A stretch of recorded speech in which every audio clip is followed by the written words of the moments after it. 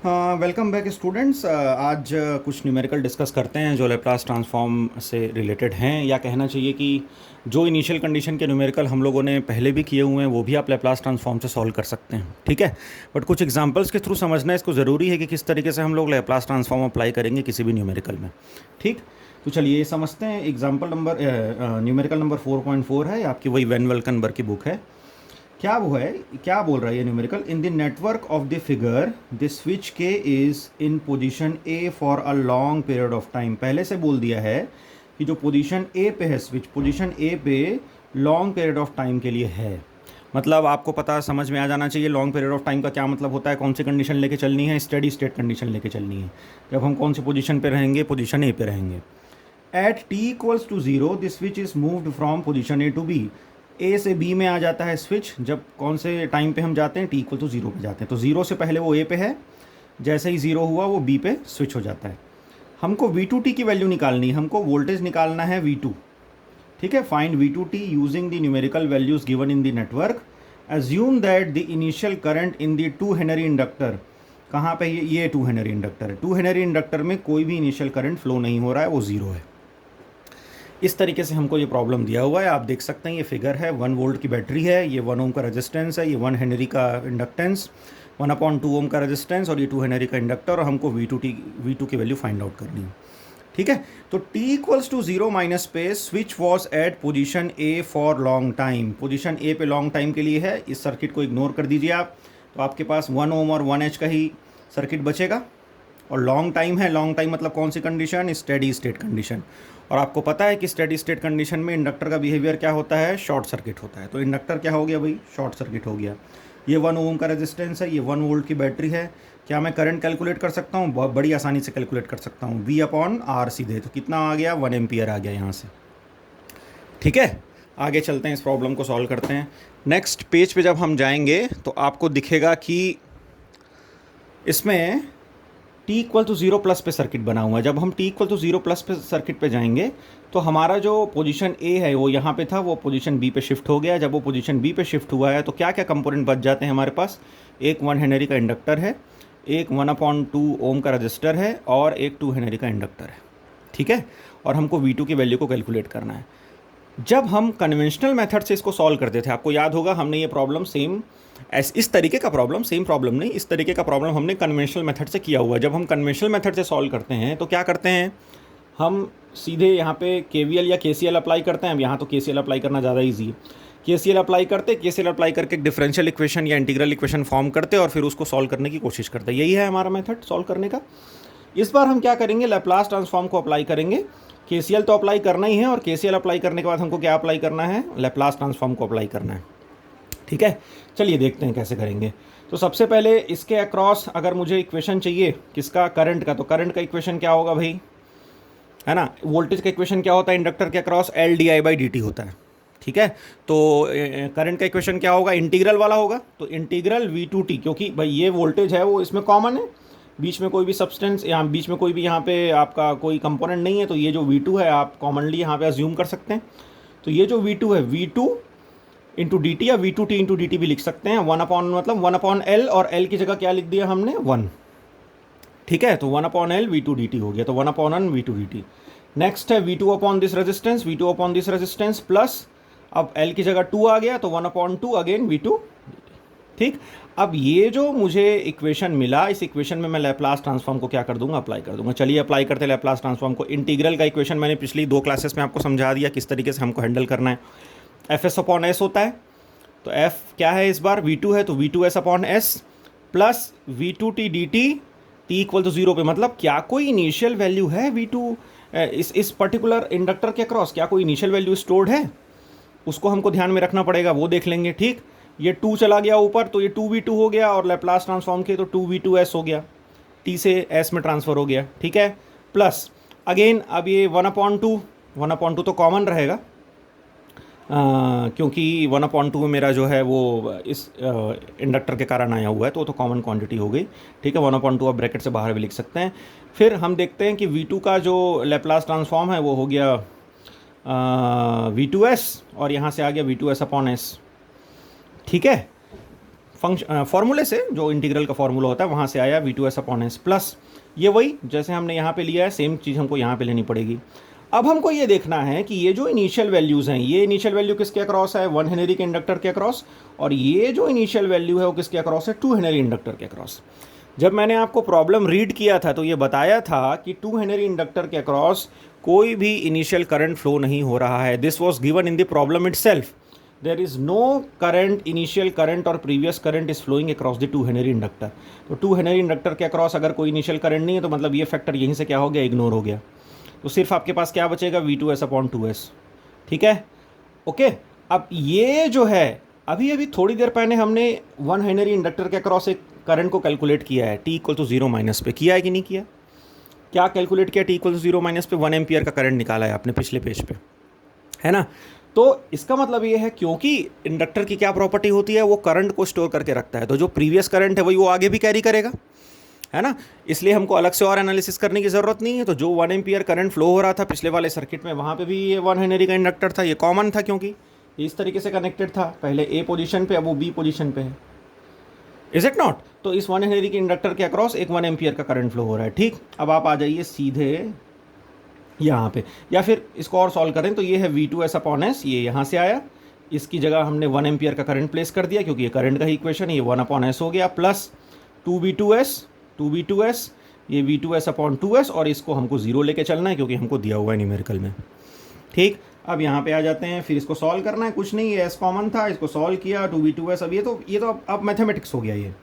अब जो भी हमको कॉमन निकलता है वो कॉमन निकालना है। सबसे V2S कॉमन निकल रहा था, हमने कॉमन निकाल दिया, 1/S अलग था, उसको इस तरफ भेज दिया, इसको सॉल्व कर लिया। सॉल्व करते करते करते इस तरीके से इक्वेशन फ्रेम हुआ। इक्वेशन फ्रेम होने के बाद हमको पता है कि हमको S+A के फॉर्म में लेके आना है, तो यहाँ से 4 कॉमन ले लिया, 4 कॉमन लिया, -2/this प्लस ये 1/2 आ गया, -1/2, और S+A का इन्वर्स लैप्लास जब हम निकालेंगे, यहाँ से हमने क्या अप्लाई किया है, इन्वर्स लैप्लास। तो इन्वर्स लैप्लास जैसे करेंगे e⁻³ तो इस तरीके से अगर आप देखेंगे और दोनों मेथड्स को कंपेयर कराएंगे, अगर इसी को मैं अगर डिफरेंशियल इक्वेशन या इंटीग्रल वाले मेथड से सॉल्व करता तो ये सॉल्यूशन और लंबा होता, ठीक है, और टीडियस होता और कॉम्प्लेक्स होता।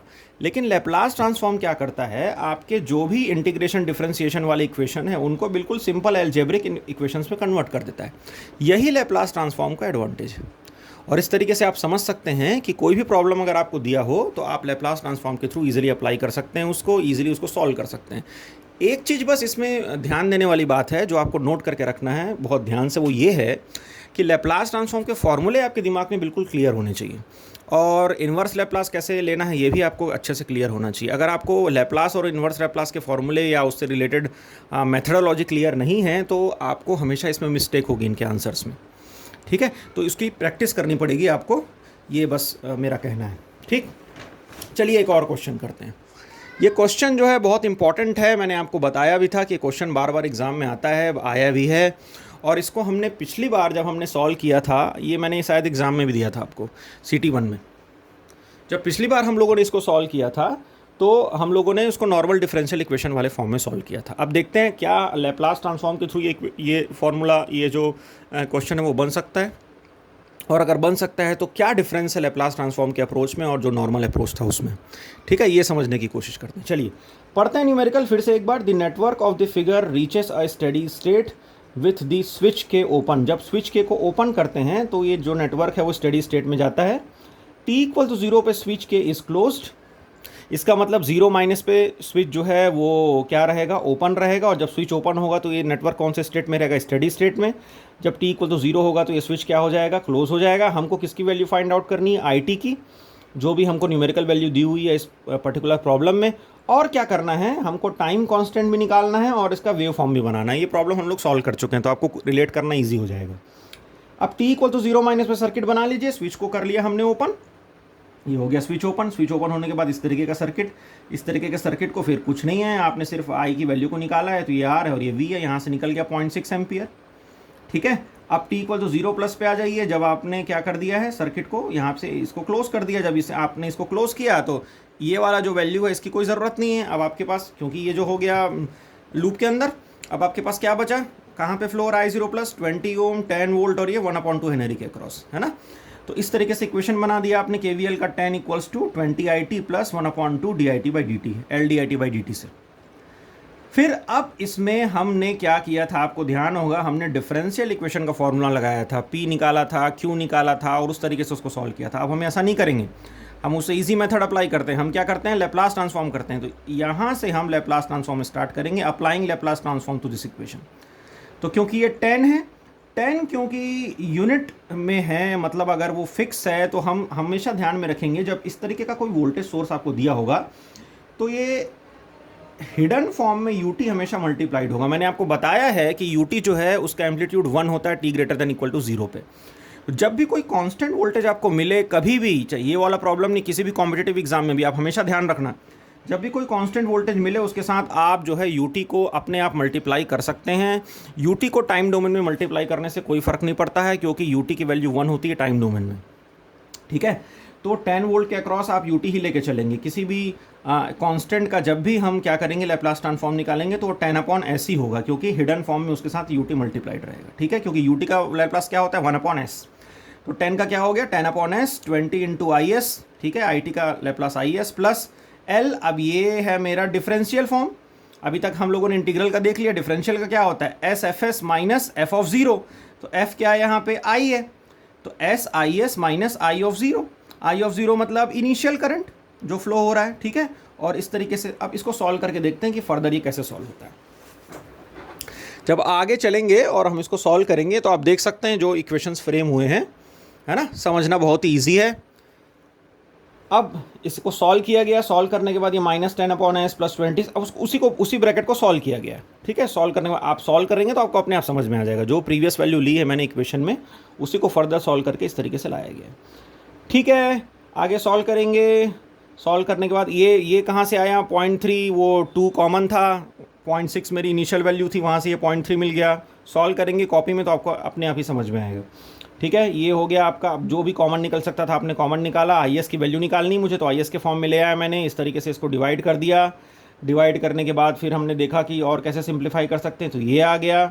अब जैसे ये वाला फॉर्म आया, अब s × s प्लस a हो गया। अब मुझे क्या करना पड़ेगा, पार्शियल फ्रैक्शन अप्लाई करना पड़ेगा। ये तो फिर से मैथमेटिक्स हो गया, पार्शियल फ्रैक्शन अप्लाई करेंगे, a/s plus b/s plus 40। a की वैल्यू इस तरीके से आप कैलकुलेट कर सकते हैं, s=0 रख के। ठीक है, ये मेरा हो गया पार्शियल फ्रैक्शन।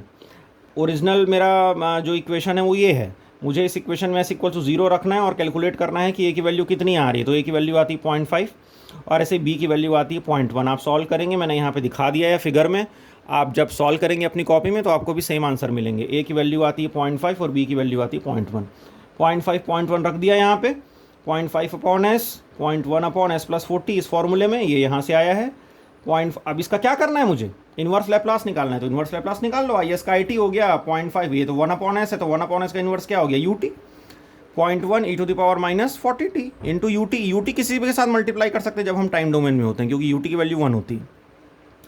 तो जब हम इसको सॉल्व करते हैं तो मुझे ये वाला फॉर्मूला मिल जाता है। ठीक है, ये आंसर मिल जाता है, ये इक्वेशन मिल जाता है बहुत ही आसानी से।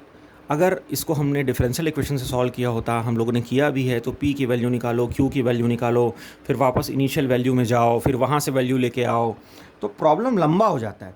जब लैप्लास अप्लाई करते हैं तो यही प्रॉब्लम हमको छोटा दिखने लगता है, कम स्टेप्स में सॉल्व हो जाता है ये प्रॉब्लम। तो ये हो गई IT की वैल्यू। ठीक है, RL सर्किट है तो टाइम कॉन्स्टेंट L/R होगा, है ना।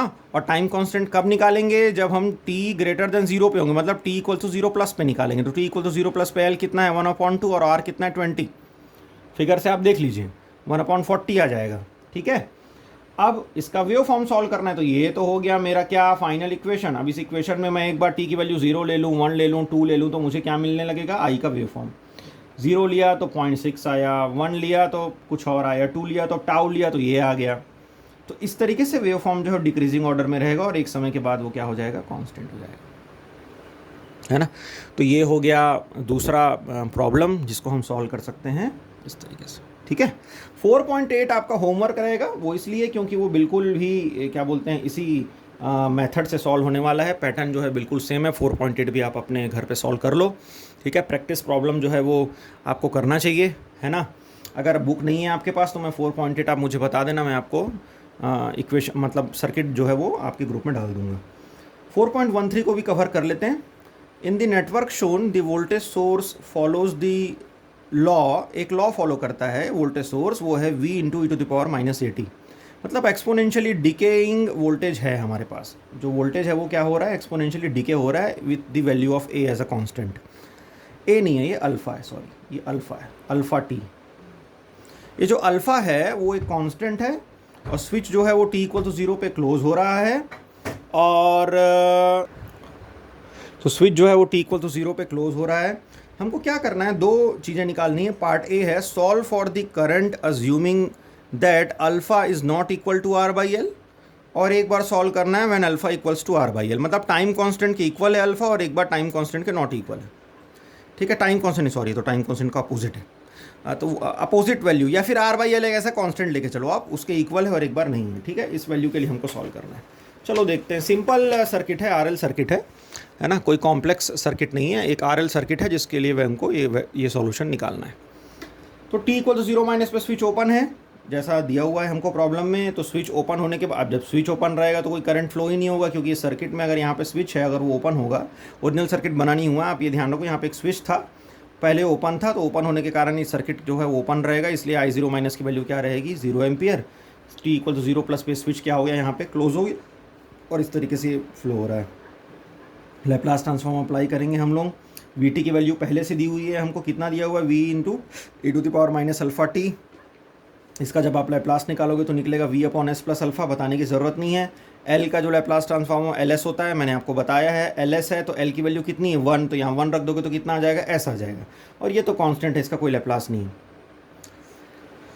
ठीक है, तो वो इसलिए क्योंकि इसके साथ IT मल्टीप्लाई होगा ना, IT इंटू 1 होगा, क्योंकि वोल्टेज के फॉर्म में हमने KVL का इक्वेशन लगाना है।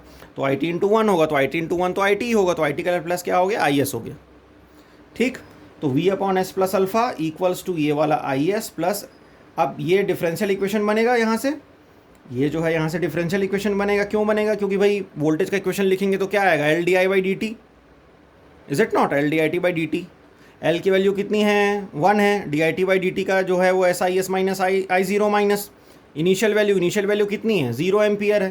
तो आपके पास क्या बचा, IS प्लस SIS, और यहाँ पे v upon S plus alpha, IS दोनों में कॉमन है, s प्लस 1 यहाँ पे दे, s प्लस 1 यहाँ पे ट्रांसफर हो गया, ये हो गया मेरा IS का इक्वेशन।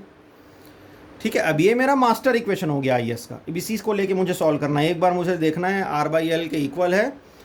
अब ये अजम्पशन है ना कि हम ये मान के चल रहे हैं कि कोई अल्फ़ा वैल्यू अगर R बाई एल जो कांस्टेंट है उसके इक्वल नहीं है तो वो 1 के इक्वल भी नहीं होगी, क्योंकि ये अल्फ़ा वैल्यू है। अल्फ़ा वैल्यू अगर R बाई एल के इक्वल नहीं है, R बाई एल ये this is the quantity which is given, अगर वो उसके इक्वल नहीं है तो अल्फ़ा भी जो है 1 के इक्वल नहीं होगा। इस तरीके से हमको अजम्पशन लेके चलना है। ठीक, ये असम्पशन लेके चलते हैं तो फिर हम a और b की वैल्यू को कैलकुलेट करेंगे। एक बार a निकाल लेंगे, एक बार b निकाल लेंगे। जैसे ही a और b की वैल्यू निकलेगी यहाँ से इक्वेशन में पुट कर देंगे। आपको पता ही है पार्शियल फ्रैक्शन करके आपको किस तरीके से वैल्यू को निकालना है। तो एक बार प्लस वैल्यू आएगी, एक बार माइनस वैल्यू आएगी, उसके बाद आप कुछ नहीं करेंगे, उसके बाद उस वैल्यू को आप पुट कर देंगे वहाँ पर। पुट करने के बाद आप जो है इस तरीके की इक्वेशन आपको बन जाएगा। यहाँ से ये चीज़ कॉमन निकल गई, कॉमन निकलने के बाद आपको सिर्फ इन्वर्स लैप्लास अप्लाई करना है। यहाँ से ये माइनस साइन के साथ e to the power minus alpha T और यहाँ पे e to the power minus T. ठीक है, और जब अल्फ़ा R बाई एल के इक्वल है तो अल्फ़ा इक्वल टू 1 कर देंगे। अल्फ़ा इक्वल टू जैसे ही 1 हुआ तो दोनों s प्लस 1 हो जाएगा, क्योंकि एक s प्लस अल्फ़ा था। अल्फ़ा इक्वल टू जैसे ही 1 हुआ तो यहाँ पे s प्लस 1 का स्क्वायर हो गया। s प्लस 1 का स्क्वायर हो गया। आपको ध्यान होगा रैम सिग्नल है, उसका रैम सिग्नल का जो RT का जो लैप्लास ट्रांसफॉर्म है वो होता है 1 अपॉन एस स्क्वायर। तो अगर 1 अपॉन एस प्लस 1 का स्क्वायर है तो RT तो आना ही आना है, RT तो आना ही आना है। इसको इस तरीके से लिख सकते हैं, VT इक्वल्स टू, मैं लिख के बता रहा हूँ आपको, IT equals to VT into RT, VT into RT। और इस s प्लस 1 की वजह से s प्लस 1 का जब लैप्लास निकालते हो इन्वर्स तो क्या होता है e to the power minus T. वो e to the power minus T वहाँ से आया है, यहाँ पे RT ना लिख के t लिख दिया गया है। तो मैंने आपको बताया है कि अगर नहीं भी बताया तो ध्यान रखिए, RT इक्वल्स टू होता है t इंटू UT। ठीक है, किसी भी यूनिट स्टेप सिग्नल जगह जब आप t अप्लाई करते मल्टीप्लाई करते हैं तो वो RT होता है।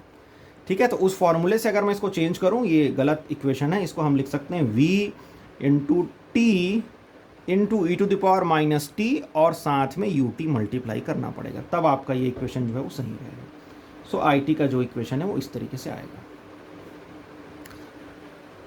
ठीक है। तो इस तरीके से हम देख सकते हैं कि जब हम लैप्लास अप्लाई करते हैं तो हमको कोई भी सॉल्यूशन करना जो है वो इजी हो जाता है। न्यूमेरिकल जो है कितना भी बड़ा हो, आप लैप्लास ट्रांसफॉर्म अप्लाई करके उसको क्या कर सकते हैं, रिड्यूस कर सकते हैं। ठीक, this is all for today's lecture. Next lecture में मिलेंगे तो कुछ और न्यूमेरिकल्स को डिस्कस करेंगे। Thank you for watching.